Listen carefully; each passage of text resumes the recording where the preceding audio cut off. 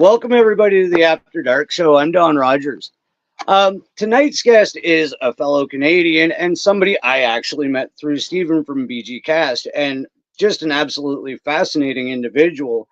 She is an author. She wrote the book A is for Ascension, the ABCs of Metaphysics, which I think is the perfect place for me because I'm just kind of doing my ABCs in this whole understanding myself. So that's kind of a beneficial standpoint for me to have somebody on the show that can come from that place. She also hosts the YouTube channel Transcending Ascension. She is a metaphysical minister. She is a spiritual life coach, and she's also a member of the Spiritual X panel, which I've actually been on as well, that is going to take place Saturday. It is Dyanna Marie. Hi, Dyanna. Thank you for coming on. Yeah, no problem. Thanks for having me. Absolutely. And I'll just give everybody a brief backstory. We actually met through Stephen Stathis and ended up on the spiritual panel that's on X every weekend. And everything you were saying really resonated. And I don't know if you know, but I kind of just came into all of this about a year and a half ago. And it's like, oh, I missed everything. I have to catch up. And that was one of the reasons I started doing this show. Is my wife was like, I was already doing a review show of another show. And she's like, all of these questions you have, you already know people in the podcast field. Why don't you just start a podcast and just ask them directly? Right. So when I find a very interesting person like yourself, it's like, this is a great opportunity for me to ask these noob questions from a noob standpoint, because, as intelligent as I do sound sometimes, I am literally just figuring this stuff out day by day myself. Yes. Yeah. And you're doing the right thing because two things. When I started my show, it's because the Course in Miracles says you need to teach to learn. Teach, learn. They need to go side by side. And so I started my show. I was very nervous. I felt like I was shouldn't maybe be having a show. This is like 5 or 6 years ago now. But the growth that happened was insane. And then my podcast, because it wasn't a podcast at first, it was just like a private show. And so that's going forever. I fall in love with Sarah El-Khaldi, which you very well know now. And I start to see that she is doing shows with smaller accounts. And like you, I just want to ask her questions. I didn't even necessarily want to be a podcaster. I wanted to ask her questions. So I create my show into a podcast. I've never even I hadn't done a single podcast. I just called it a podcast.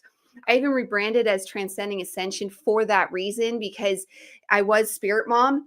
But then it felt like it was time to grow. And when I saw Transcending Ascension was available, because that's really what I was helping people do, transcend ascension, it was such a synchronicity. And the synchronicities continued. So then I started on Twitter, very, very new. And this is just last year now, about last year, exactly this time. And Stephen, almost right away, I only had 100 followers at that point on Twitter. And he's like, oh, I see you have a podcast. Would you want to come on my show? And I'm like, okay. Keep in mind, I started my podcast to meet Sarah. I didn't know Stephen from anything. Stephen and I are talking, and I just get talking about one of my things. And I'm like, oh yeah, like Sarah the Alchemist, if you've heard of her, because she was at about 100,000 followers there then. She's blown up now at almost 400. So lots of people have heard of her now, but anyways. And Stephen goes, wow, I've had her on my podcast before.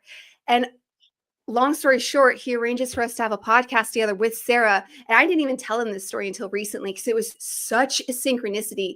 I would look like a creeper if I was just like, dude, you have no idea, but us meeting was all a synchronicity of my manifestation so that I could talk to Sarah. But then funny enough, Stephen and I are now friends, and we're working on stuff together. We have the spiritual panel, and it's grown, and I'm meeting people like you, and everything has just grown. It's such a lesson too, that your manifestations are great, but what grows out of everything you're producing is that much more.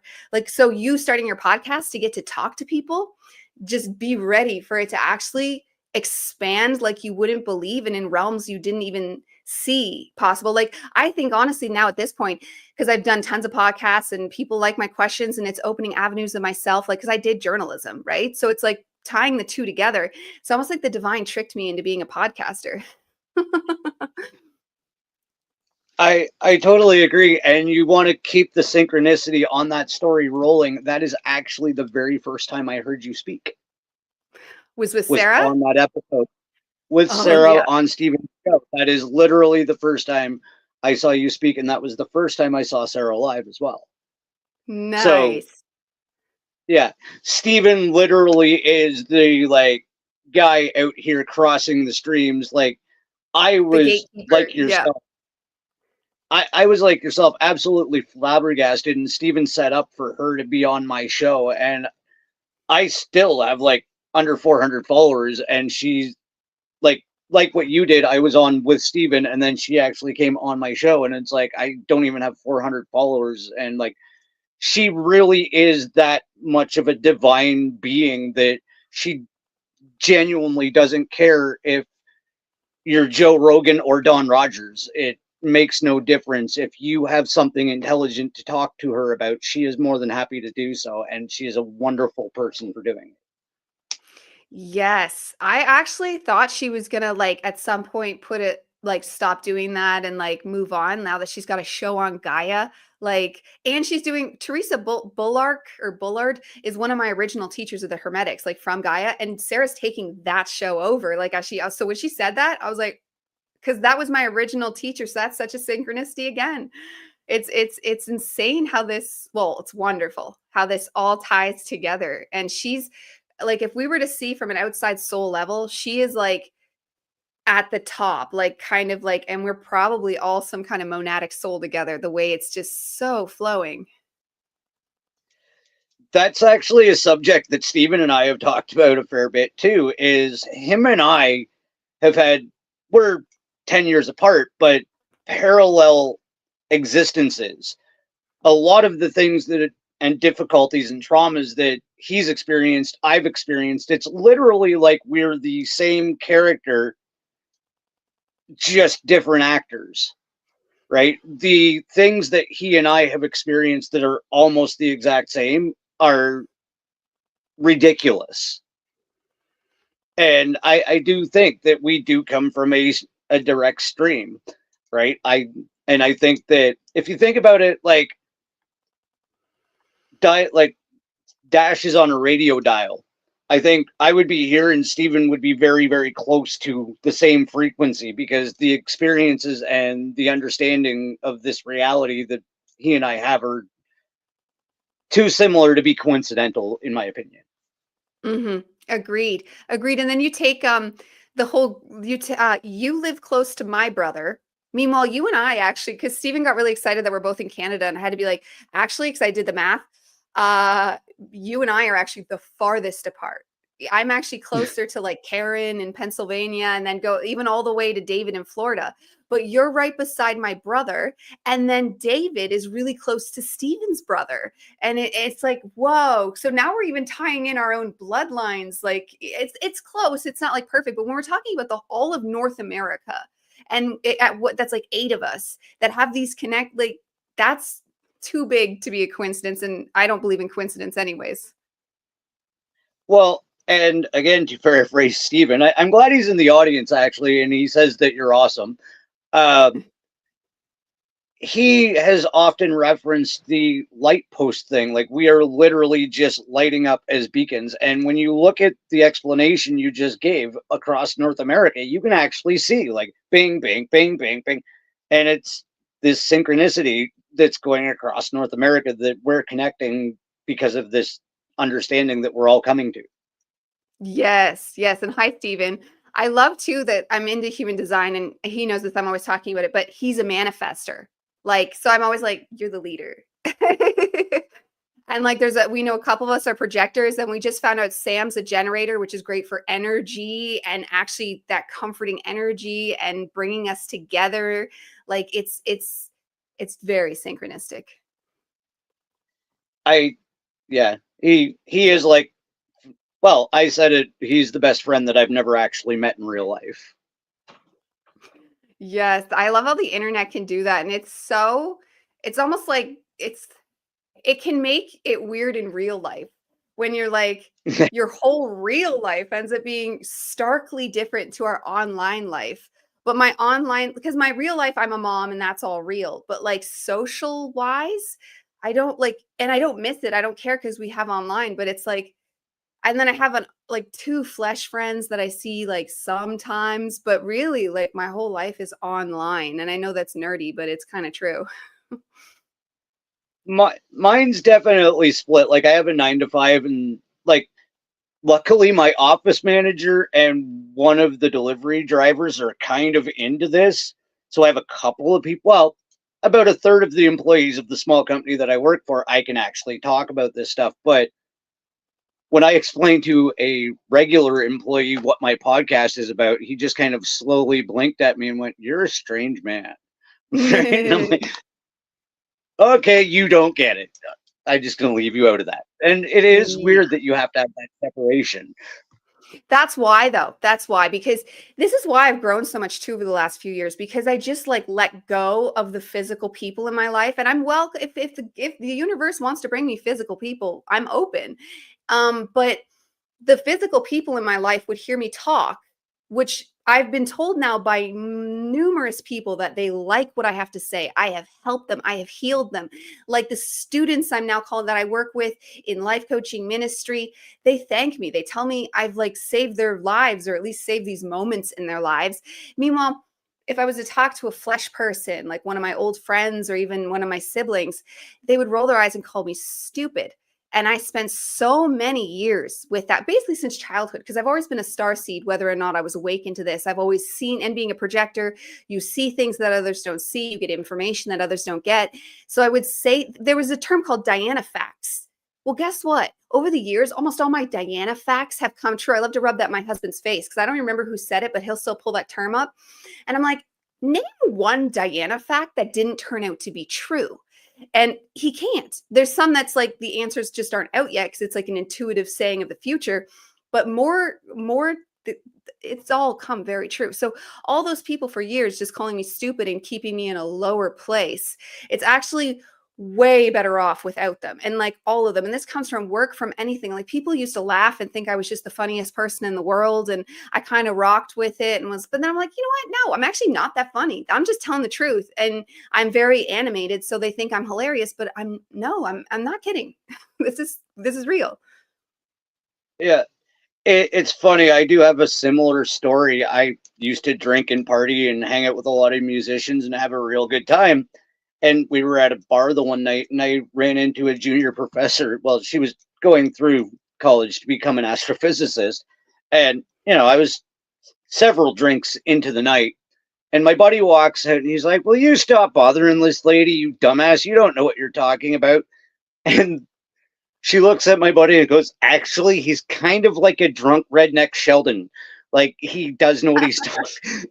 And I just kind of like, and he's like, "Oh," because I was basically explaining like astrophysics to an astrophysicist while I was hammered. And, it's the same general idea. We've always had an understanding, but we get made fun of. For it, exactly, because you can have intuitive knowings, and then my problem is I can never directly remember the exact languages to explain stuff. Like when you get talking about this stuff, they like want to know the exact terms, the exact numbers, and it's like that's not how intuition works. It's like a sense of a knowing, and it's taken like years to grow the confidence because it just keeps unrolling exactly how I intuited it. And sometimes there's blocks on what I see, but it will unfold before it happens. It always does. Yeah. Well, I was telling you before the show, I had an interview yesterday, and it was very awkward at points because when the person approached me, he's like, "I want to talk to you about your research." And I'm like, "Dude, that was a download." Like, Exactly. I Yeah. wrote an entire paper on uh, digital DNA storage in the human anatomy and how it relates to a possibility of a holographic reality. And I guess he thought I spent hours and hours and hours researching it. And it was like, "No, dude, that was a download. I don't know what the hell I said." Like, Like, I Yes. understand it, I can explain it, but it's like, I don't know how I know it Yeah, I can relate. because It's funny. Just on Steven's show, what was that this week or last week? We're talking about the masculine and feminine. And I was like almost thrown off guard. I was like, oh, I don't know what to say. I don't have an answer. And then but I gave my truth and it came out, even though it was all jumbled. But the next morning I wake up and somebody had commented on a big thing I wrote last year. And it was about the masculine, feminine, and it was so eloquently written and perfect. And that's just how downloads work. They come, you write them out, and then you forget. yeah, exactly. And I have done that several times, like with things that I've even written on Facebook, and people are like, "Well, how do you know that?" I'm like, I don't know. Yeah, I don't even It's remember just the anymore. I way. knew it then. Some of it stays Yeah, around, but some of it just comes and goes. It's like a fluid motion. and I think one of the most annoying things is you're in like this paradigm shifting thought, and it's like, oh, brain fart, where'd it go? Yeah. Like, I, Yep. That's that beautiful ADHD. Yeah, that's why you have to manically write it down as soon as you get it, because if you don't, like sometimes my kids will be talking to me like, shh, just let mommy finish. And then, but then if they no, don't, I'm I'm like, not done now I with it. forgot. Yeah, so, like my dog can walk by, and it's like, stupid dog. Like, dude, Yeah. I was writing. No, it's ruined, Yeah. and I'll never know it again. Like, it actually feels like that. There, and you know that it's your own information, and you get a little manic about it because it's like, oh my god, it's gonna come back. It's yours, right? Like it at some point has to. Especially because the knowledge is circular, and especially because if it hasn't been dealt with yet. I find like it doesn't always come back, but if it didn't come back, it wasn't overly relevant. If it comes back, then it's for you to deal with and circulate. That's the whole way I've orchestrated my teaching. Because when I first started, I wasn't even sure what I was teaching. I was kind of teaching everything I knew, and I was learning about so many different things. And I was really into dimensions and timelines, but I'll still mention them sometimes. But I've doing this circulating process of my downloads and my intuition, realize that I'm basically becoming somewhat like a Carl Jung, but with fully admitting the alchemical metaphysical process, because Carl Jung kind of kept it on the DL because he didn't want people to know until his red book came out in 2009 and basically proved it. He didn't even want that book to come out, but his people thought like, no, we need to tell people like he did know about the occult, he did know about all Eastern philosophies, he'd hinted. But so his way of healing people and like alchemizing the soul and integrating in information, like he had his own being he talked to his own being that he would see, and it would speak to him, and they had moments, and he was so esoteric. He was like the original Sarah, like it was that high. And so that's really what I'm realizing him, but like fully admitting the metaphysics. That is really fascinating, and I'm gonna have to look into the red book because now I'm like, oh, okay, there's more. Mm-hmm. Um, Speaking of books, we actually have a couple of parents in the audience, and I want to talk about your book. A is for Ascension and the ABCs of Metaphysics, because that's basically where I'm at right now because I don't really understand a lot of it. Can you tell us like what your book is about, what inspired it, and just give us basically the rundown on it, real? Well, I'd been circulating around because most of my coaching I do for free, like almost all of it right now too. So like all of it. But because I just want to be a minister, I just want to help people. And I always felt dirty about promoting and ugh, and it just made the whole thing gross. Like it just I don't like that. So, but I still like want a revenue stream, especially because my husband was always bugging me to go to work. And I'm like, no, because I do work. I work all day long on either taking care of the children or this, my business, making videos, but researching. Like I research like it's my profession. Like the researching just does not end because I'm trying to build up this thing of my brain to just be able to honestly manifest the future that we all want, right? Like, because the all is mind. So that matters a lot to me. So I'm then side that with I'm very passionate about teaching children what to do And I've tried like learning piano and guitar and writing songs, and I can write the songs, but it's like, and then I don't have the guts to bring it out. And I made a kids channel. It used to be called Spirit Kids, but I recently changed it to Podlings Academy because I made a Podlings Academy website where I made lessons and for children and then also kind of for beginner adults if they really want.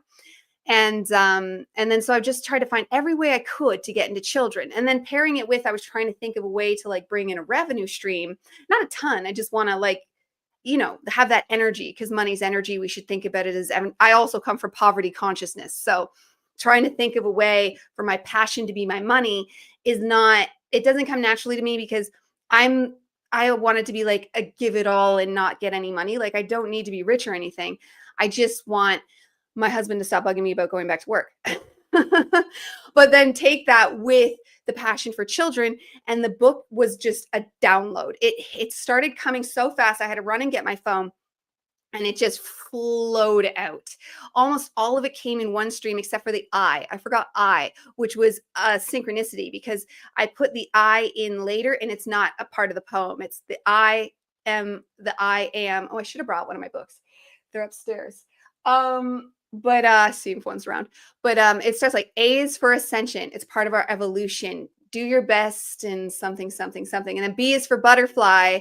And then they represent alchemy. It's all a poem. C is for, and then it just goes for, C is for caring, and D is for dragons. E is for earth. F is for fire.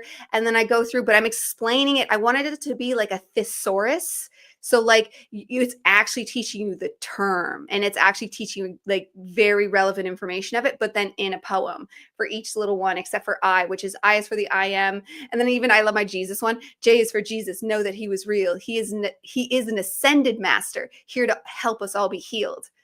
And like this, just all of this just like flowed through, and it didn't go A to Z. Like it came like I got A, I got F, I got G, you know what I mean? And it just like all like poof, all of it came except for Z.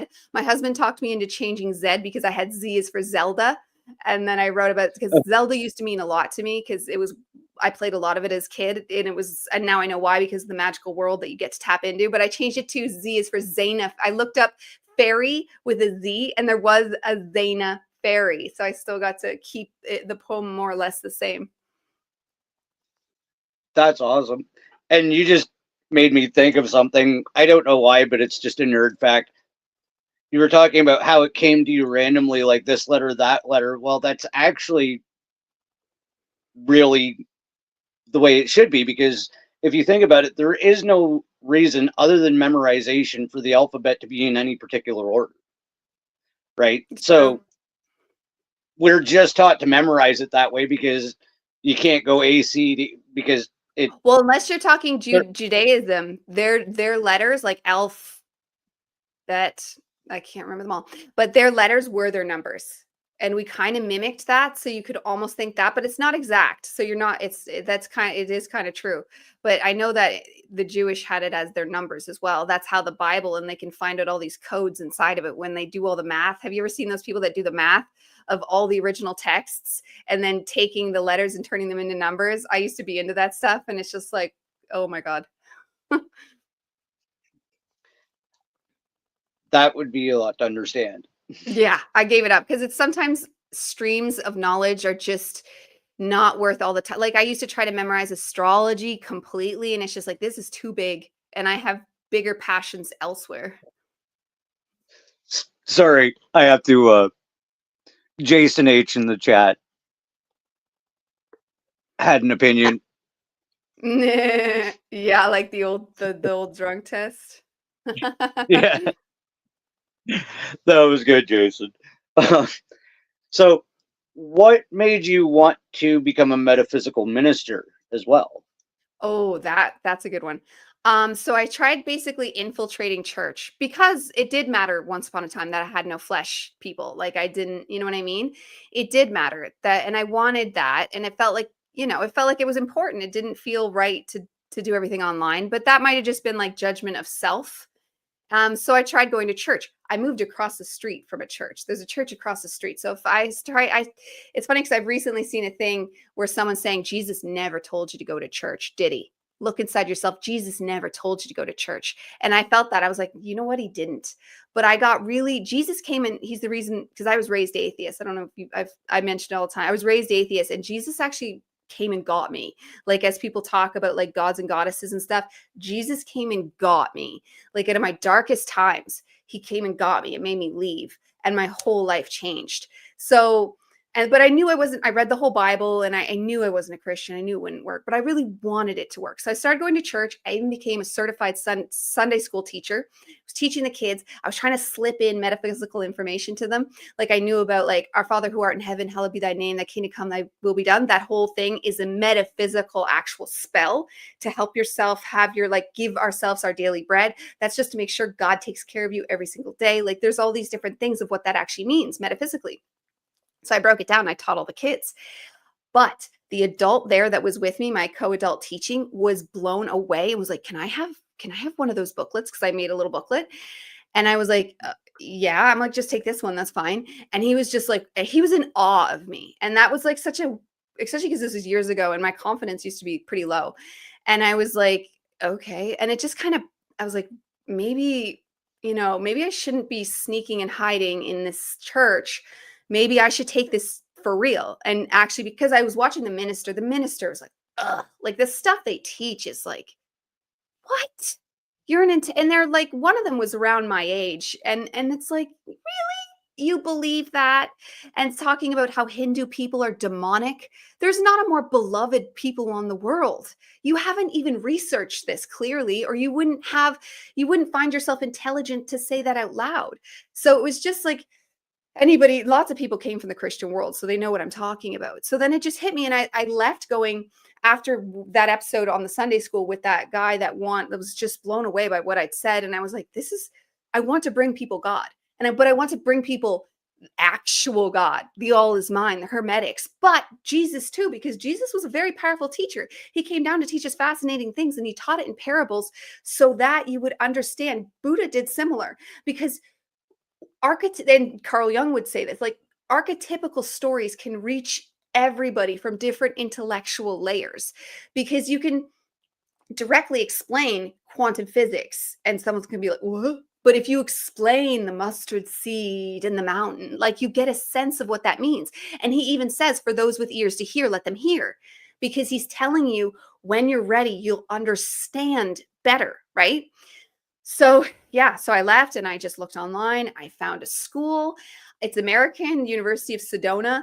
And I did my bachelor's. I'm still actually working on my master's. I could be a full doctor when I'm done. But I slowed down after the bachelor's, because when you finish the bachelor's, you got ordained as a minister. So I was ordained as a minister as soon as I was done the bachelor part. And that was wicked. And it was like awesome. The teacher, Paul Masters, is just, he's teaching you Jesus through as Neville Goddard, like very Neville Goddard, but mixes in Carl Jung, even frequently mentions Carl Jung. And Blavatsky, Blavatsky, I'm probably saying it wrong, Helen Blavatsky, the Theosophist Society. He teaches her stuff. So it's pure metaphysics and hermetics, like the all is mine. So the way he formulated the lessons was just such a gift, because like so many, like when I did journalism, some of it was fun. There was a lot of practical elements and stuff, but some of it, like even especially high school, I could better say high school, where they just fill your time and it's not teaching you anything. And then I see people in like standard university and the classes they would take. And it was just because my journalism program was we had a couple electives, but it was mostly very journalism. So this was actually the same, except it was all metaphysics. Like, it was everything, and it was so rewarding that I'm so glad I did it. And then and it was just a calling that I just had to answer, and I'm glad I did. And one day I hope to have an actual church. We'll see, because like the whole point of Transcending Ascension is it is like a ministry in my mind. And I just try to bring people God, because I know what it's like to be an atheist. I know what it's like to be alone and to think you're going to die and be nothing.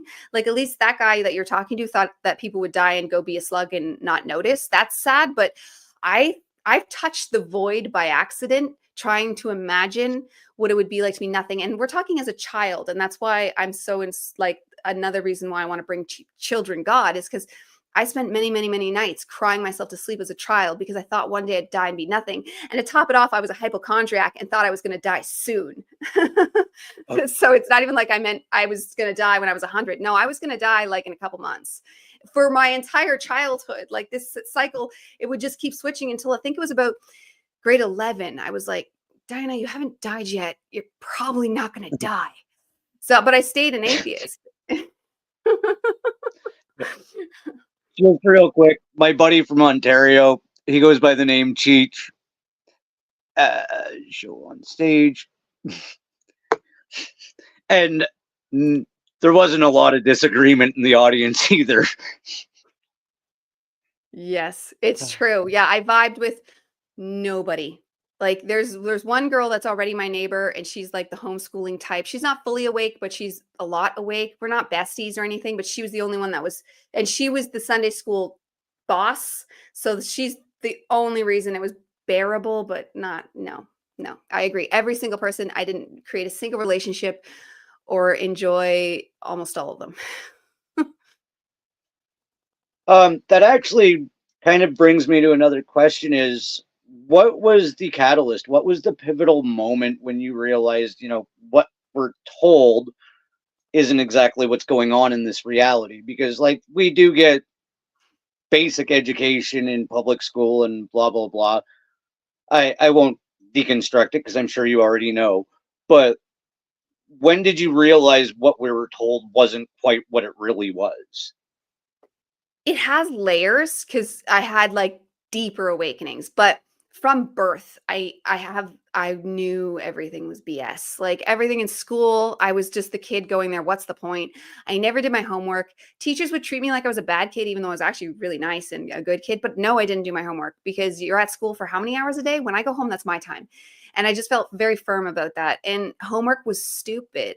There was the odd class that I enjoyed, like the odd project I enjoyed. Like in grade 10, I had a really good English teacher and I loved it. And I even like did this project and he like praised it and it really inspired my creativity. So you can have those good teachers, but for the most part, and I liked ancient history, but it was just BS and I could just tell and I couldn't pay attention, and that's like my radar.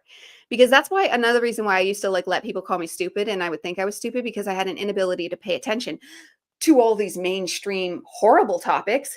Once I started awakening and it started for me in holistics. So that's when I really started getting smart and studying on purpose. I was kind of always into weird facts and I would always retain information that I enjoyed, but I wasted a lot of time. I was also partying and drinking in my early 20s, and because I was kind of dead in myself. I knew journalism was corrupt too.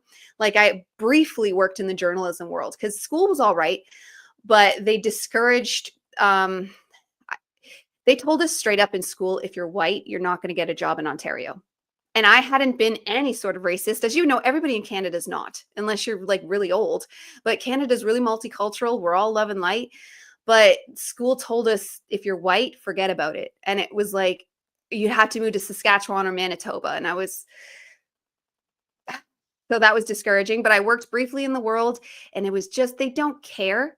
They just want the story, the likes. It wasn't even click culture back then. This is like going on 20 years ago.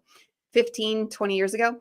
And it was just bumpers and teasers and the right like format and make sure it looked great because it was broadcast journalism and I had the best news voice. And like that's like the kind of things you'd get praised for, and actually caring about what they brought, and the stories were BS. And I just have this thing, and I think we're realizing all ADHD people kind of have this divergence. You just can't give it any effort on top of it being a projector with no energy. So that's kind of always been my tell. I have no energy for it. It's nothing. And so it took around mid 20s being very, very, very sick, getting into and trying the doctor thing, having pills, it not working, and then starting to research just the odd Facebook meme used to come up. And I was like, that sounds like me. And then I started just jumping down rabbit holes as we all do. And it started with the corruption of the medical industry, which I just then all of a sudden started getting thirsty. You know, that thirst, Jesus talks about it, the thirst. And so I started going down that. And then that led to kind of a pagan life because of herbs being alive and being magic and I was still an atheist at this point. So herbs are alive, herbs are magic, the earth is alive. So I started waking up more and more. Then I still didn't think I had an immortal soul, but I was like, okay, but earth is alive. I believed in energy. I even believed in like ghosts in an interdimensional way because since I was a child, I had already seen things. So it was already proven to me that interdimensional things existed, but that didn't prove an immortal soul to me. So I still would like how long I kept myself hovering in the atheist world is haunting, but I kept going. I was a pagan for a bit. I became a full witch for a while. And until I just realized like the intelligence of the karma was like, that's not a good idea. And then it grew and it took the power of now, Eckhart Tolle, to finally convince me I had an immortal soul. And I was already reading the Bible too during that point. I was simultaneously reading the Bible when I picked that book up because I usually reading multiple books at once. And I read the whole Bible already being like a fully versed in witchcraft, and I just saw the whole thing as witchcraft, the whole thing. So right away it was like, oh my. So before I even started going to church, I knew they were worshiping witchcraft and their main devil being, or their main god being actually the devil. Hello, like those early Deuteronomy chapter, that's clearly written by a bad guy. What kind of a God? And it's not even like the juxtaposition between the gospel stories, like when Jesus is there, is night and day. Why did they put those books together? That's demonic that they did, because they could have done the world 2,000 years ago if they had just released the gospels. We would be happy, loving, wonderful people, even if you take the conspiracy about Paul, and because Paul kind of says some funky stuff. But even if you were to keep that part, we would be so better off. And I saw that and it kind of like, what the F? Like, why? It just made me like lose, because I honestly respected Christians more before I read the Bible. Once I read the Bible, I was like, okay, you guys have never read this. And if you did, what the F is wrong with you? That you're actually worshiping this material that's talking about blood sacrifice. And Jesus actually did have to perform a blood sacrifice. That thing I just sent to the group, I'd actually already intuitively suspected when I read that. I'm like, that's the sacrifice of the lamb. The fact that Jesus knew they were going to kill him and he willingly did it because he sacrificed himself to die, but not because God sent his son to preordain. No, I'm sure Jesus was a higher being and I'm sure he was perfect, but he chose to die to release the covenant because there was a horrible demonic covenant on all of humanity, especially the Jewish people. And then I don't know what that even means for them. And I think we see it. The fact that they didn't accept Jesus kind of shows you still want to be in that blood covenant, don't you? That's actually what that means. I mean, so it just, the dark rabbit hole is just, wow, you just one after another. And now I'm on to the fact, is space real? Like, that's where I'm questioning at now. I've been through so many things of everything being peeled back that I'm like, oh God, we're just like in this bubble in a giant ocean. What? Like, so it just never stops. I have to have you back on the next time I have Vicky Joy on. Vicky Joy has become a very good friend of mine through the show, and I will gladly hook you two up. She is what I would refer to as a religious researcher. She's not staunch about any of it and willing. She actually explained to me and my son that the Bible is essentially Star Wars. The storyline is almost the exact same. And when she put that out, I was like, holy shit. And it also is the same as the one thing by Plato, and I can never remember it when I try to reference it. Homer? Yeah, the Odyssey? Yeah, like they're all the same story, right? Mm-hmm. And when she explained that, like, absolutely fascinating woman. And my wife said, my mark forward is showing. And what that refers to, do you know the show Letterkenny? Oh, yeah. I've heard of it. I've never watched it, but I saw the commercials for it. There's a character on there, a coach, who's also a stand-up comedian, and I went to his show and he was like doing his spiel where he talks to the crowd and he's like, what do you do? Oh, I'm a doctor. Yay. Oh, I'm a lawyer. Yay. What do you do? And he gets to me and I'm like, I drive a septic truck. And the crowd went nuts. And he actually somewhat stopped the show and he's like, well, where does it go then? And he was just fascinated by my job. He stopped a comedy act and started asking me questions about how we dispose of waste. and the whole time he was like doing this, and that's what she was referencing because you were talking, and I was like just fascinated. So, yeah, that was a Yeah. long-winded explanation of that, but No, I like it. I like uh, it. And I did used to research this stuff myself. Like when I read those books about the numerology of the Bible, like I was really into the occult secrets in the Bible until I just realized it was easier to learn the occult secrets just by learning the occult secrets because stuff isn't as hidden anymore. And I could just find that information elsewhere. That's why I love the Kybalion. When people ask me what to read now, I just say the Kybalion because it's not shrouded in mystery. It is thrown in your face. This is exactly reality. Like there's more to it and you can sprinkle in lots of additions. But if you want the bare bones of reality, read the Kybalion. Because bam, when I read that book, I was like, where have you been all my life? I am going to have to read that or listen to it on Audible if it's there because It should be. Oh, it that's is. the And I best think you can even get it for free with like you don't have to use one of your credits. It's part of it. Oh, really?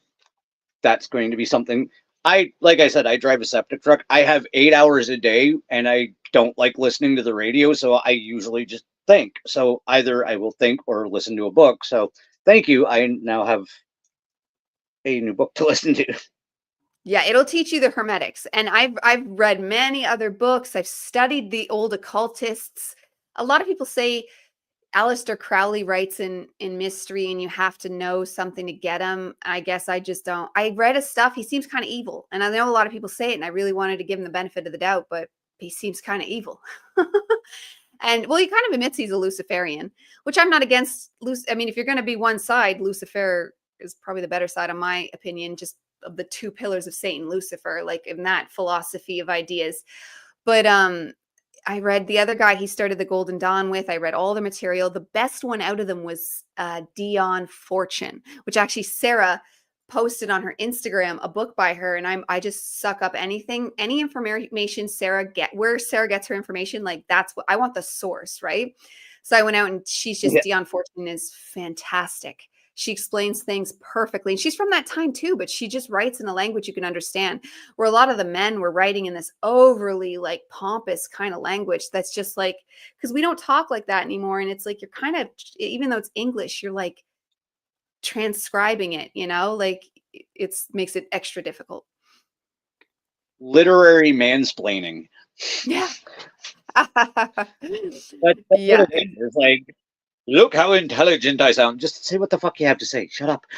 It's true. It's true. It was back in an age where being intelligent meant something too, because now we can all be intelligent thanks to the internet. So we don't really need to show off. That's one thing I've let go of. I spent a long time wanting to be smart, but now that it's like hit me that like all of us can be smart thanks to the internet. Oh, absolutely. Um, Something I wanted to talk to you about is you talk a lot in your videos about healing traumas and how that helps develop your ascension. I would love to get into the process of identifying and healing traumas if we could. Oh yeah. Yeah, that's my main thing I take people through. So how I would do it if you're like like a student is you start by telling me the problem. What I do though in part of my thing though is I look up your astrology and your human design before we actually get to the meat of it because everybody's different and that's the approach. I don't do like any fortune telling. It's not about your astrology reading. I just use that. I don't even tell them a lot about it unless it's relevant because then they tell me their trauma and I could be like, actually, that's because your sun squares your Jupiter and blah, blah, blah. And like tell them exactly why that's happening. But on a broad basis, because what you need to do, because what the main thing you need to do is find the core of it. The core of it. You need to find, so you were traumatized. This horrible thing happened. So, what a lot of it comes down to is feeling the excruciating pain of it and then finding it because a lot of us have buried the trauma. So you need to and you can't be masking it because the human is an addict. And Sarah said that and opened my mind because we're addicts to everything. Like there's obvious addicts and then there's other addicts. Like you could be addicted like me in learning. Like I'm kind of addicted to it. If I don't keep my mind like consuming, it gets like, I don't know, it gets unhappy, it gets depressed. But sometimes we need to allow that. And that's where meditation can come in, when you just sit and you allow. And one thing I found very, very, very helpful is salt baths. Salt bath, sound healing music, because because I went and got a full immersion baptism, even though I knew all the things, but I know what water is. I know what water is. Yeah. And I was baptized as a baby, but it wasn't about the whole let me into the kingdom of heaven. It was, you can program water like a crystal, right? You can take it and make it a crystal. It already is a crystal, but program it with your intentions, and then put some crystals in the bath. Purify the water if you can, and put on sound healing, because that's naturally gonna go into, and you can just find that on YouTube or anything. And that's going to go into the water, program it with intentions, and then actually fully immerse yourself in the bath like you're doing a baptism. And I would do this every night. I used to feel when I was first decided to start healing, because there was years where I was learning, but not doing the work to heal. And when I finally decided enough is enough, I need to heal, I felt like an eggshell around me. Like I felt something holding my aura tight. Part of that was I was living in a metal building at the time. So I've moved out to the country, and that fixed a lot of that. But I was able to crack the egg before I even left. And that was with the baths. Every single night, crystals in the bath, intention the water.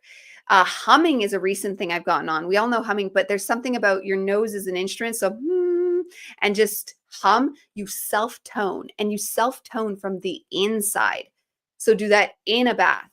And then you're just sitting in the silence, and you're sitting in the self, and you're going to feel it in the chest space. I talk a lot about like the heart space, and now I've gone into calling it the space of allowing, because it just describes this whole process to me in a way that I feel, and I hope others do, this allowing, because you kind of need to let yourself feel safe, because that trauma probably came, you can have trauma from all the time, but most of it, and the most serious stuff, is going to be small child, and you need to allow it. And if you start to get the sense, especially whatever version of you it is, try to bring up an image. Don't get overly caught on what it looks like, but pull up an image of you at the age you think you were. Get down on your knees if you have to, like in your mind, and hug yourself literally as you imagine yourself hugging the child or the adult, whatever age you are when it happened. And you say, I am here for you now, and believe it. And this is how you build trust with yourself. This is how you bring back soul shards and pieces that are missing from you. Because every time you get trauma, every time you refuse to allow something, every time you reject something, you break off another little piece. It's not gone forever. It's not even gone that far. But in the way time and space works, it might as well be completely gone on your mind space. So it pulls you back into that magnetic field where you start to allow yourself to come back. It's funny. Here, I have this. I used to use, my kids kind of broke it, but I used to use this on my show all the time. So when you're not awake, when you're not allowing, you're like this. When you get into the proper space of allowing, you start to do this, right? So you have the trauma either way. But once you get into the right space with the bath, with the salt, with the healing, so you're giving yourself as many tools as possible. And really, water is the best thing. Even when you drink a cup, you say, heal me, or I love you, or give it some sort of intention, because especially because it wants it. Water hates 90-degree angles. So it's already coming out of the faucet sad. So cheer it up before you drink it. And it's huge. But you want to open this up, because when we open this up, we might still have trauma, but what happens? The trauma can flow through easier. Just like earlier when we were talking about our downloads, how they can come and go. Trauma is similar. All of our emotions are on a flow system. They want to move. They don't want to stay still. Even, I don't know if you consider yourself an empath, but I certainly did. And I could get other people's emotions stuck in me because I would like resist and be like, what's going on? But if you just stay flow and fluid, you allow it to move in. But when you first start this process and you haven't actually touched the inner child yet, that traumatized person, be ready for excruciating pain. And this is why I did that myself later on. Originally, the baths I was completely sober from everything during that early initial healing. I did that on purpose. I felt like I wanted to be legit about it because I'd been such a drinker and I'd been like a bonger even back in the day, right? So I was completely nothing for years at that point. But later on, I started to get into psilocybin, and that I'm still proud I did it with nothing, but psilocybin certainly speeds things up. So, and you don't have to do like a hero's dose. Like I do like just a bite and enough to start. It actually can make it hurt more though. It can make it hurt more, but the next day you'll feel cleaner.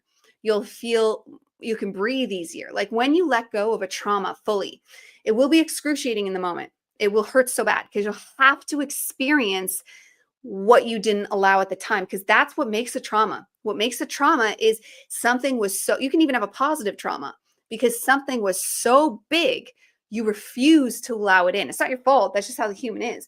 The emotions that the human has to deal with are too big for what the vessel is naturally capable of. Plus, we're not taught what to do, right? Like we're not taught at all. So when you get into this, be ready for pain, be ready to allow, and just be ready to repeat, because you want to stay at it. You want to, like, if you're cleaning a dirty spot, you don't want to, if you walk away, it could collect all the dirt again, right? You want to keep cleaning that until it's, I don't want to say gone because it's not necessarily ever gone, but it's to the point where you know it's there, but it's allowed to be there. When something is allowed to be there, it sits more comfortably. You know what I mean? Like it sits, it's, think of it like as its own living entity, right? When you're rejecting it, that's when a lot of people think they have demons and they're haunted by demons. Most of the people that come to me because they want to be healed from some sort of demon. They want to be exorcised. They want some trick to, oh, it's a demon. And I have so many people come and go from me because I turn around and go, that's not a demon, that's you. That's not a demon. That's a soul shard trying to get back into you. It could be an entity, but the thing is entities will latch onto your darkness. So if you clear up your own darkness, you naturally clear up the entities. This is another main reason though why you want to clean up your circle of the people you're around, because when we are even if we're online, we touch like energetically, but if we're physically side by side, we are extremely meshed together. So you want to keep so you're very lucky your wife is on board with you. Like that really, really, really helps. That's fantastic and very divine. But you want to make sure everybody within like a 25-meter radius is also purified and also like not like, but like on the path, because as long as you're on the path together, that's what matters. And then it's kind of just repeat. And your negative entities, if you have them, will go. Everything will just start to get easier and better. You get more downloads, the universe synchronicities is where you'll really start to get the validation that it's doing something and it's working. And then it's just continuing, because I still have processes that I go through that when things come up, when life stuff happens, like my mom died last year, and it kind of like, it brought me back to square one. Hello. She was only 59. So I had to go back and like be devastated all over again. Not to mention like we never fixed our relationship. So like, whoa, you have to go through that all over again. But luckily, and I'm so glad, like if I was back in my drinking days, I might have drank myself to death. But luckily, I'm a metaphysical minister at that point, and I knew all the tools. I was like, okay, Dyanna, let's go. Like I knew it was like going into a house to clean it up, knowing it was going to be ridiculously filthy. But I went into it. It took many months. But I mean, you're never going to be completely over that. But I cleaned all out. I allowed, I cleaned, and then you just see how your engines actually get bigger every time you fully clean yourself out. You get more capable, and you just get, well, like this. That's why I love this thing. You get more, right? And it's always all there though. Note how it's always all there, but it becomes more usable, more better, more fluid. And yeah. That makes sense. I have a question from the audience, and I'm going to preface this because, again, it's my friend Cheech. He is actually waiting for a double lung transplant. So this question is not coming from a place of being condescending. I am sure this is an actual question. And he might actually be able to use some of your services, quite honestly. But hold on. What happens when it's mental and physical trauma at the same time? How can you heal one when you don't have the other? Well, the all is mind. So first and foremost, it is of the mind. And I know that triggers a lot of people. And I started, I mean, not as serious as that, but I did start very, very sick. And it turned out that fixing the mind fixed a lot of it. When it comes to physicality, the best thing I ever found was quitting gluten. Quitting gluten did a lot. Like remarkable. Gluten is incredibly poisoning us like you wouldn't believe. I don't know if that the lung thing is such a serious situation though. I don't want to pretend to give medical advice on that. I just know that eating clean, fasting is ridiculously healing. Ridiculously healing. Fasting, 3-day fast, just water, ridiculously healing for the physical side of things. That's how I heal myself now. I mean, I've been off gluten for many, many, many years.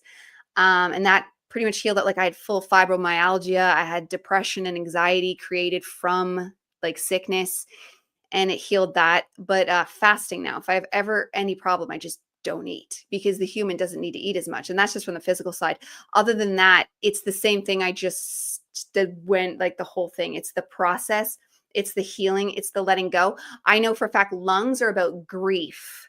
Lungs are grief. So I would check if there's untapped grief holding there. Grief and guilt. Guilt, like, so grief kind of over guilt. So maybe grief over something that perceived error. I know a lot of us can have like the whole guilt programming is a negative program, like the doom imprint. And so guilt doesn't necessarily mean you have anything to be guilty over. And that's one of the things Jesus came to tell us, is we're all forgiven. But what I've realized is it's not about forgiveness of an outside entity. It's again allowing. It's allowing what happened to be. It's allowing a person that made mistakes to have made mistakes, and that's okay. The human was never meant to be perfect at all. Not even close. This whole thing was so God could be individuated, not so we could be perfect. We're ascending now, not even because God wants to, but because we want to. The cries were so loud and so huge that we couldn't handle this, that other entities and God itself was like, all right, fine, it's over. Go back to being together, like oneness, back into unity consciousness like we are, because the pain was excruciating. It's not even that we weren't holy, just as holy before. So that's just from like when you look at like Chinese medicine and stuff, they'll teach you how to heal stuff in that way. Chinese medicine would tell you to eat things that look like a lung. I can't think of it right now, but if you were to Google Chinese medicine lung, it would bring you up herbs and things that look like a lung. I don't want to say don't get a transplant, and I know it's terrible to give medical advice to such a high level, but I fully believe that the body can heal anything, that the body can completely regenerate, because we do. We regenerate like every 7 years, we're a completely new person. And every day something's regenerated. Every month, like depending on which organ it is, it will have completely regenerated. So if you're changing your mindset and working towards discovering why, because there's always a why. It's never for no reason. Whatever hits you has a direct correlation of why, and then rooting that out and walking that path. And then if it's about manifesting a lung transplant, well, then, I mean, if I'd pull out full witchcraft again for that one, like honestly, like for bigger ticket items, I do pull it back out. Like I do. Like I don't F around when it's something serious and I'm worried about anybody in my family or something like that. I will pull back out witchcraft. Like I'll take the karma for it, because there is karmic repercussions for witchcraft, but it does actually get things done. Like if you know, and that's just, it's setting intention. But when you do it in a witchcraft occult way, you just up the level on getting yourself to believe it. And it's just simple. You don't have to follow somebody else's spell. It's getting your own totems. It's getting your own song or poem. It's getting a circle is very important. And setting the stage however feels best for you. Like if you want to make sure you manifest that. When it comes to healing, I've heard of people having success, but it doesn't, I wouldn't bank on a spell healing. A spell is more likely to get you something. But then that would mean somebody would have to, so it would be a pretty serious spell, but you probably could do it. Thank you. And one of the things that I've just kind of stumbled across, and it was when Spinja and I were having a conversation, there was something that bothered her, and it seemed kind of odd to be bothered by it. Like it was something that really annoyed her, and she didn't want to do it, and I don't know why, but the question popped into my head. I'm like, why does it bug you? She's like, well, because I don't want it. I'm like, why? Because of that. Why? Because of that. And we did this for about 5 minutes, and then it eventually got that it was a crappy situation because of something related to a trauma, right? And it's like, it's right there. That's why you don't like to do X, right? And the simplest way to identify trauma is if you start circling, you've gone too far. You need to go back and see where you lost your train of thought. But if you keep asking yourself why, you'll eventually find why something is traumatizing, why you don't like to do something. You can almost walk through life with the question of why, as long as you know how to ask yourself it. Yes, that like bravo. That's I peeve my husband off all the time when I do that to him. I'm like, please, I am not attacking you. We've spent years of trying to get through, because once upon a time it caused serious fights, but now he kind of just rolls his eyes. But I'm like, please just do this with me, because you will find the reason. You will find, because he can be an Agent Smith even and say things that are like, why did you say that? And like, if I get him to trace it back, he won't even know why, which is, you just Agent Smithed. Like, in hello. And I try to get him to see it, because when you're not fully awake, anything can use you. But that's beautiful, because she is awake. So you're going to find traumas when you're awake. You can't, I haven't really seen anybody Agent Smith that's fully awake. And that's kind of tells your layer of awakeness if you get Agent Smithed. I absolutely believe that as well. Like, it's a very startling experience when you see somebody Agent Smith right in front of you just because of something you've said, and it's like, what the fuck just happened? Yeah. Why are you Right? getting so aggressive? Like, are you crazy? Yeah, The way people will act, yeah. how they don't see It's it bizarre. themselves. Yeah, it is actually quite bizarre when you get that reaction from somebody. Um, Another thing we were talking, I think it was on the panel, is about accountability being one of the main keys to healing, right? Because this is the basis is like, getting into shadow work and healing traumas. So I think taking accountability for your responsibility in the trauma itself is also key as well. Yes. 100%. And that goes hand in hand kind of with allowing, but allowing is almost like the second step, because first you need to admit that it was you. And the truth is, and this is the level I'm kind of at, is that absolutely everything is your fault. Everything. Like if some guy bursts in my house right now, punched me in the face, my fault. Not that they're not like culpable in their own way, but what did I do energetically? Well, it's easier if you want to like take it back to like, there's certain people, it's very, because you can find that in years of even myself in early awakening, when I was talking to my guides and stuff and I would be in communication with them, I would yell at them, I would threaten to kill them, and they would tell me that we're family, and I'd be like, I'm gonna get up there and kill you all. Like I'd be so still refusing, like, why are you doing this to me? Like just the other day I tweeted, I dropped my toast on the floor, sunny side down, of course. And I was like, right in my head, right away, I was like, God hates me. And then I was like, nope, Dyanna, because you can allow that. And it was synchronistic because Stephen and I had just been talking about the trace back. Because if I had to let that thought take root, then the behavior would have spiraled. But I saw it right away, and I was just like, somehow I caused this. I couldn't even think of why, but I took accountability and I was like, maybe I just need to balance my energy, because you're not necessarily always going to find why you're to blame, and that's okay. Simply knowing you're always the reason, and it's an empowering reason. The reason you're always to blame is because you are God, like specifically you, Don Rogers, you're God. You know what I mean? Like you are the ultimate, the only God. You are God. But like equally, so am I. And then equally, so is every individual in the audience. Like we are all that much God. So it's empowering. We have that much power. What we usually lack is believing that, because it's not just conscious belief, it's 95% on average subconscious belief. So that's all that upraising, society, all the things. Subconscious belief. Then there is people streaming stuff into our head to get us to believe stuff, like signals being taken advantage of. But again, if your auric field is strong enough, that's not going to touch you. Or if it does, it's not overly going to affect you. You're going to hear it like a whisper. So it's always your fault. So then it's just, again, the trace back. Why is it your fault? What are we missing? And then that's always specific to a situation. Like, so my toast, I didn't bother overly tracing back the toast because, it was toast. But like, there's so many things in my life. Like a lot of it was just refusing to take responsibility to such a huge degree that like, I would blame my parents for so long. And it was like, dude, I moved out right after high school.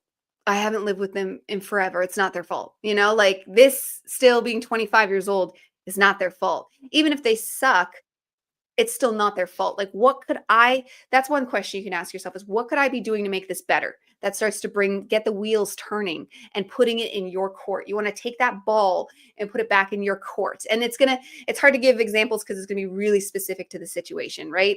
Car accidents, like what was your energy like? Were you in an aggressive mood? Because aggression, like matches like, right? I say no car accident happens unless you both agreed to it. So why did you agree? What did you want to go through? Like we wanted to go on vacation, and we did, but we wanted to, and we're like, no, let's be responsible and save money. And then the car broke down, and it cost pretty much exactly what the vacation was going to be. And I was like, I bet you if we took the vacation, it wouldn't have done this. So I literally was like, okay, universe, and we took the vacation too. And it did something that it was such a wonderful time that like I could tell that's what the universe was telling us, even in the car breaking down. But I was just listening. So you have to listen. You have to be willing to be at fault. Your guides will tell you. They'll be ready for them not to speak in words. This is one thing people need to learn with their guides. They're not going to say, this is your fault because I wanted you to go on vacation. I need you to book that right now at this website and it's blah, blah. You know what I mean? It's not going to be like that. It's going to be images. It's going to be senses. It's going to be emotions. It's going to be sometimes flashbacks of previous memories because they can use our memory and things like that. So many different things they can use, but then you notice how they tie together synchronistically. This is why synchronicity is the universe talking to you. And it's not just in seeing 222 or 333. It's that, but it's also the correlations of your own brain thinking and seeing and everything. You've got to be, and I found opening myself up and learning what symbols are, like really saturating myself in what symbols mean in archetypes. Once upon a time, I spent like at least a couple years dived into what archetypes were and got very into that because we all have archetypes. All these things just help you dig out the self and astrology, human design, all those things. Because anything you have to give you more of a map or a blueprint of the self, the easier these kinds of answers of the whys come to you. That makes a lot of sense. And something I wanted to know if you're willing to share is in our chat on X, you gave me some very sound advice about making a declaration, and I would love if you would share that story because it really resonated with me.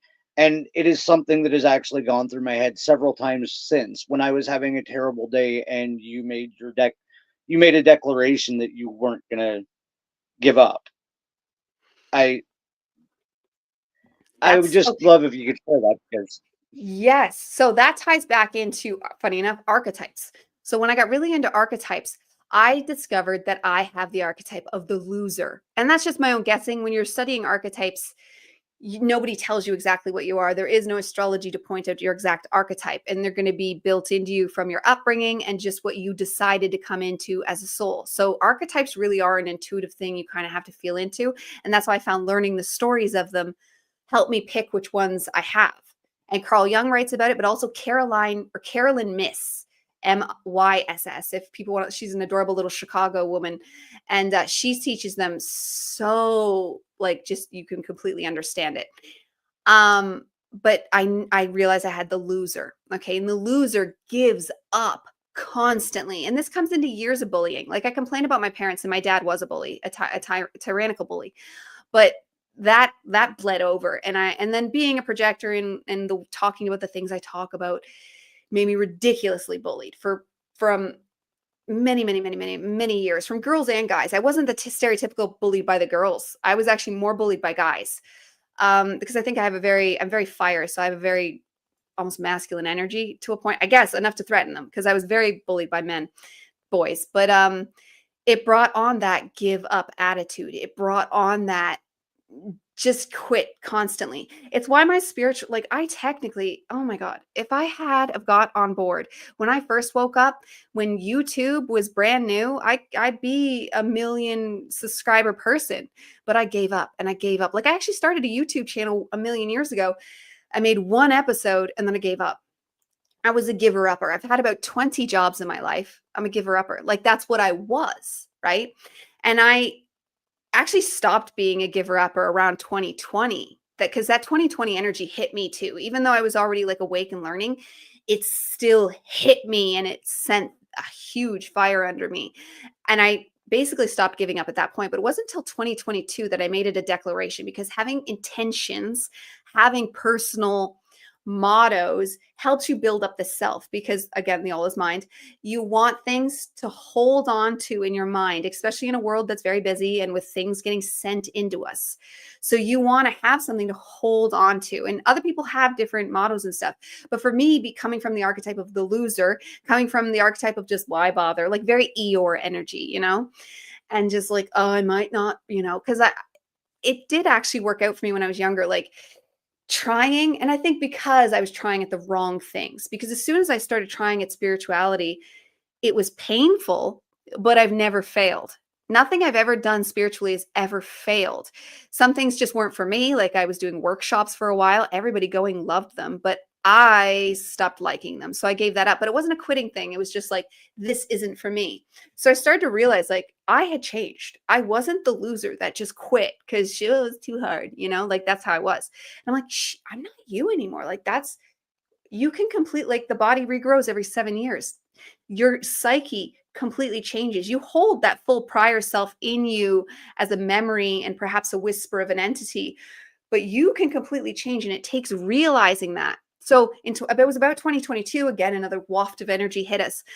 And I got, I forget the exact moment, but something happened where I was like, oh, I should just quit, like that old thought. And I was like, wait a minute, Dyanna, you don't quit anymore. And I was like, Dyanna, when's the last time you actually just gave up and quit? It's different than changing, but just quitting because it was too hard. Like, you haven't done that forever. And that's when I made a declaration to the universe that I will not quit. So no more. And I actually stopped arguing with my guides at that point. I stopped having interactions with negative entities so much, because I used to be deeply affected by negative entities, like viscerally having dark beings coming after me. Like, it was wild and crazy, like my whole life, pretty much. It's why I would stay atheist. Any moment I would try to wake up spiritually, all through childhood, because I've been called to spirit this whole time. But every time I would start getting into spirituality, the dark beings would come after me. Atheism actually kept me safe from the dark entities, because I'd be like, you're not real. It's not real. This isn't real. This isn't real. And being like, that's not real, would actually keep me safe. So it would perpetuate the quitting. But I realized, I'm not quitting. I was dealing with the negative entities regardless. I still wasn't quitting. Nothing had made me quit. But making it a declaration, the negative entities dropped off overnight. I swear to God, it was like that. And then it just, everything kept continuing to get better and to improve, and everything improves. Like, when your stuff improves, it's not just one thing, it's everything. And that was exactly the point I was hoping you would make, because that struck such a nerve with me. I can't thank you enough, because it is exactly what I needed to hear at that moment in my week that I was having. A couple of times during the show, you've referenced all is mind. Just for the listeners and the viewers, can you explain what that is? Like, what that phrase means? Yes. So it's the law of mentalism, from the Hermetics. But when you because I've studied almost every religion probably, but you start to see it, because you can see that's what they're saying. You can see the creation stories. You can see. So basically, if you want to see it, there's never not been God. God is perpetual. Some people think God's a circle and like it reaches the end and starts over. God is neither man nor woman. God just is existence. That just is. And then this is kind of what the mystery is, but at some point, God actualized. Like, there's moments where God didn't know God was God. And that is almost maybe perhaps the void, where it's almost like a nothing, because God didn't even know he was God. But then God realized he was God, and out pops one of them. And some people say man, some people say woman. They argue who was first. Doesn't really matter. It really doesn't, because that next one popped out the other one, popped out the other one, popped out the other one. And then it just kept spreading and spreading and spreading and spreading, like the cells in your body when you're an embryo inside, how you're 1 cell, 2 cells, 3 cells, 4 cells, and you just keep going. And next thing you know, there's a universe, right? That's God. And that's how it was. So the all is mind is because nothing is real. And this is where you get your holographic and the anthropic principle. It's also like this is it, like all the divine particle, the divine absolute. There is just one single barely of a speck that exists, and it doesn't even really exist, but that one little speck that is the all that is all. And this is why there's no time and space. It boops around in infinity and teeny tiny bitty prints everything in existence. It lives this one little divine particle is everything that is everything. It is why we are all one, because we are literally all one. And then the way we visualize that, the way we see it, the way we experience it is this world that we see in all the different dimensions, because even other dimensions are still their own manifestation of a holographic universe. So when people talk about a holographic universe, it's like, if you're actually trying to preach that, you clearly don't understand the creation of the universe. And if any occultist or anything like that, that's what they're going back to too. They know that the all of the all is this one thing that creates everything, every universe there is too, because each universe is its own God. So sometimes when we talk about God, some people are, and that's why I'll say the universe, because I mean the universe, and I'll talk about the universe as our God, because that is our God, but that's not the God. The God is every universe, every time, everything you could ever imagine. And the Kabbalion specifically says, don't try to imagine the all. That's not for your mind. Don't try to even envision it. Like, it's like you could hurt yourself. It says it in its old timey language, but it's like, because we're not able to fully conceptualize the literal all that is all. Like, it would blow our tiny, even the movie Dogma talks about it when God tries, like, if I tell you my name, you'll die. Like, you can't actually conceptualize fully, but that's the best human example of trying to imagine what it is. It's like the cell and the division and just that one particle being everything. I recommend the book The Physics of Consciousness by Ivan Antic, and I have an audiobook because there isn't one. I've been working on it for years, or maybe a year or two, maybe 2 years now, because I don't know. It's hard to do an audiobook and do it well. So I'm not finished, and I apologize, but it's mostly all there now, like 60% done. And but just read the book. It's, if you have a Kindle subscription, it's there, just part of the subscription. And that book right there summed up exactly what God is. And it ties into the Hermetics. It's just giving it more language, more visualization, more tangible examples of why everything is what it is, what this means for me, what this does for me. Because sometimes when you're learning this stuff, you're like, oh yeah, the all is mine. That's why I'm always repeating it now, because I'm like, people, but because they'll, oh yeah, the all is mine. But then they'll whine about something. And it's like, do you really get the all is mine? Do you? You know, like, it, because I don't feel like people fully embody that enough of what that truly means. It means if I open my human brain up enough, I could end the universe like that if I wanted to, if I actually was that unlocked. But luckily, the human have parameters on us. But if we were to get through it, we could end the universe. That's how powerful we are. I totally agree. And I'm just going to share something because that's why I started smiling. Yes, good synchronicity. But synchronicity. My wife and I literally were just talking about Dogma before the show. Like, I mean, about 10 minutes before you came on, we were talking about Dogma. That's funny. That is collective conscious, anyone? Yes. Oh, I know. I'm so used to like synchronicities just tying over and over and over again. It's too perfect. And that movie, I don't know if that movie was actually a good thing for the world, because that movie kind of is one of the things that like kind of proved atheism, because they're like, oh yeah, this is all dumb. Even the angels say it's dumb. And it's kind of like, it must just not be real. That's the one thing the Christian religion does, is they made it so dumb that anybody that's actually got a brain that was listening is like, of course that's not real, because it's not. Like, that's not the full story. If you go to a church, they're not telling you the full story. They're not even telling you the full story of the Bible. They're not even like, it's like they haven't even read the Bible themselves. It's insane. I, at a young age, got myself uninvited to future family gatherings for telling a religious family member that the Bible was just a really long episode of the Care Bears. That didn't land very well. I was allowed to finish my meal, but I was never invited back, and they were close family members who were. That's funny. Yeah. It's like, I have the no, it opposite. was. Go ahead.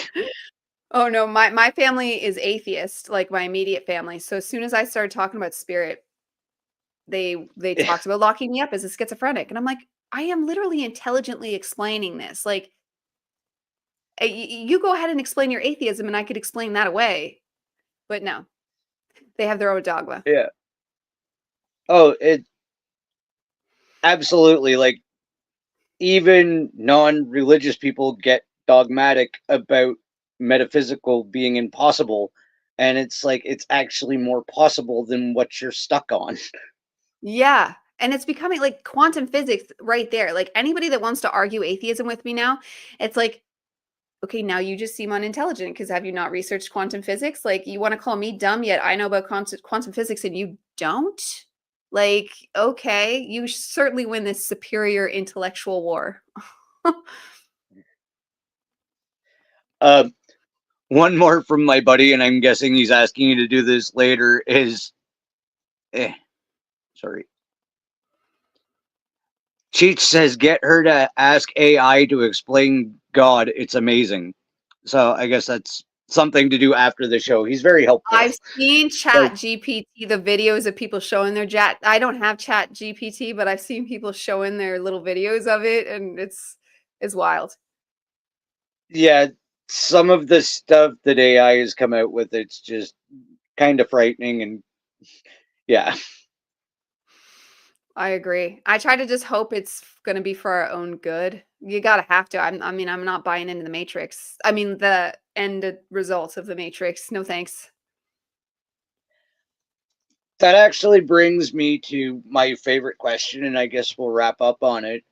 Is to paraphrase Steven, I have a butt cheek in a rabbit hole that I personally think that we're going to ascension may also be directly related to our emotional frequency, right? Because understanding what you do, that we emit frequency depending what type of mood we're in, right? You can walk into a room in a bad mood and automatically affect the other person, and that's simply just a transfer of energy. If people like you, I, and most of the people in this community listening to this podcast eventually raised our emotional frequency to a level where it actually becomes contagious, like the 100th monkey effect almost. Do you think that's part of ascension, is that we will all just reach an emotional frequency of somewhat bliss? Like, Yeah, 100%. And that's actually part of my selfish reasons for creating my YouTube channel and just pushing like I do, because I know that the more people that get on board, it's the 100 monkey effect. Like the more of us that know what I know, the greater it goes, because I spent time. I mean, I did heal a lot more since my show, but I spent a lot of time like knowing this stuff and being like, nothing's happening. It took actually doing my show and talking to people and creating those why I created the panel was to create more neural networks of actual manifestation for the reality that we want, and the reality that I'm trying to envision, and that these like-minded people like yourself are seeing as well, because even in the spiritual world there's variations. There's different people that are perpetuating different timelines. So I specifically chose those that I saw circulating the similar timeline that I was trying to bring forth. So 100% on the frequency. And one thing to note there, what about you said about going into a room and your vibration will make up your frequency. What your frequency is more permanent. So when you get into centered alignment, so that right there, when you get into centered alignment, that's going to raise your frequency, and that is going to start ascending your life. And then connecting that with other people will speed it up. But just in case, so if you have a bad mood, as long as you don't succumb to it like with mind stories, don't give it a mind story. You're allowed to be in a bad mood. You're allowed to be sad. You're allowed to be upset. You're even allowed to be angry, which a lot of the spiritual world will tell you not to. What you don't do, you just stay in allowing. What you don't do is give it a mind story. Don't go, oh, that's your fault for being a turd, or that's this, that's because, or even don't even get down on yourself. Like when we talked earlier about being in awareness, when we were self knowing you're the problem. You can know, okay, I will do better, but not be like, what a loser. I can't believe you did that, me. Like, don't, just no mind stories, no external, no internal, no blaming, just peace and love. If you can give it a good story, go ahead. But if not, just let it be blank. This is one thing that meditation can kind of help with, but you don't have to be in a I don't do a lot of actual sit down like at all anymore. Like I do when I need to, because I've learned how to get into awareness. So I could be sitting anywhere at any point in anything. And when I feel a certain emotion start to happen, whether it's because of something happening in my life or because my empath ability is still very much there, and I could just feel someone else's something floating on by, old me would have been like, oh God, and gotten all like made a mind story about it, and like probably made up a fight with my now husband. And that would have just gone horrible. And then that would have been a vibratory thing, but you keep that pattern up and now it's your whole frequency. Where if your vibration gets a little wonky, but you treat it as a mature, sovereign, awakening person, you're not going to hurt your frequency at all. Your frequency is going to stay aligned. And at the end of the day, you might actually help your frequency upgrade. If you go through, this is like going through traumas, dark nights of the souls, all these things. Don't worry about it ever hurting your frequency. As long as you keep the mind in the correct space, you can be in a very negative spot, but actually still be helping your frequency, because your frequency is more of a bigger picture aspect. And that's why it's the thing that's correlated with your ascension, because it's like your little Merkaba, your machine that takes you where you're going. And so you do want it to be high, but you are allowed to be sad. You are allowed to be angry. You are allowed to be upset. It's just the right space to be in mind-wise. That absolutely makes, that's like the best explanation of that I think I've ever heard. So I can't thank you enough for sharing that, because you just broke it down. Like, there's been comments the whole show about how good this is, because I think we have shared some truly amazing information tonight, and it's these types of discussions that I think will do exactly what we're talking about. It will inspire somebody to think in a different manner and then get to be that 100th monkey eventually. Yeah, I think we're already having 100th monkey effects. Like, it is happening, but it can always happen faster. That's what I'm always thinking, faster and easier. Even Sarah herself said that a lot of the reason she does what she does is because she doesn't like pain. And she wants this ascension to go as easy and painless as possible, because we can always, like, we could go through this rocket ship and get banged, up and hurt very badly, but still make it. Or we could work together, formulate, think, create, manifest together, and just lessen the blow, lessen the pain. It's still going to hurt. It's still going to hurt, because alchemy hurts. And there's a lot of darkness on this earth. Even if you're a person born without trauma, you notice how everybody seems traumatized now, because the earth herself has spent, as long as recorded history, hundreds of thousands of years, if stories be true, in darkness. So she herself, which we are a part of, is alchemizing and getting rid of the darkness. So even if you had a perfect family, you're going to be feeling this regardless. That's amazing. Do you want to tell everybody where they can get your book, the links to your website, and all of that wonderful stuff, where to find you and how to get in touch with you, and of course about the panel that's tomorrow at 1:30 Eastern? Yes. Yeah, so tomorrow the panel is at 1:30 EST. I think Steven's hosting, but I can host if he can't. I don't think he confirmed, but it doesn't matter. It'll be on one of our channels. And to reach me, it's transcendingascension.com. If you want that Podlings Academy, it's podlingsacademy.com, and that's from the Dark Crystal, the little podlings. But Transcending Ascension, you can get my book through the link there. It's through Amazon. It's only sold on Amazon. I know people hate Amazon, but I liked their book service. So it's sold there, and I appreciate it. They actually are doing, that's how they started, was as a book thing. So I don't know. I like it. So you can get my book there. I usually keep the link to getting my book at the bottom of every one of my videos. And or you could just search Dyanna Marie, and he spelt my name out there correctly, DyannaMarie, and then that brings it up easier than just typing an A is for Ascension. I've noticed, like, because my name is pretty unique spelt. And then I put out, especially now that spring's here, I'll be putting out a lot more videos, because I kind of hide in the winter. I don't know why, I just do. And speaking of my spelling, I'm going to call myself out. If we look, I actually spelt the title of my own show wrong. So that was just, Oh, I didn't even notice. I got your name right, but I got my own show wrong. Just see what Atter means. Maybe it means something wonderfully magic. Yeah, I'll look it up and see. But aside from that, I want to thank everybody that was here in the live chat and everybody that listens to this after. And like I always say, if you can go outside, please go outside because it's a lot better than sitting in front of a screen. Thank you.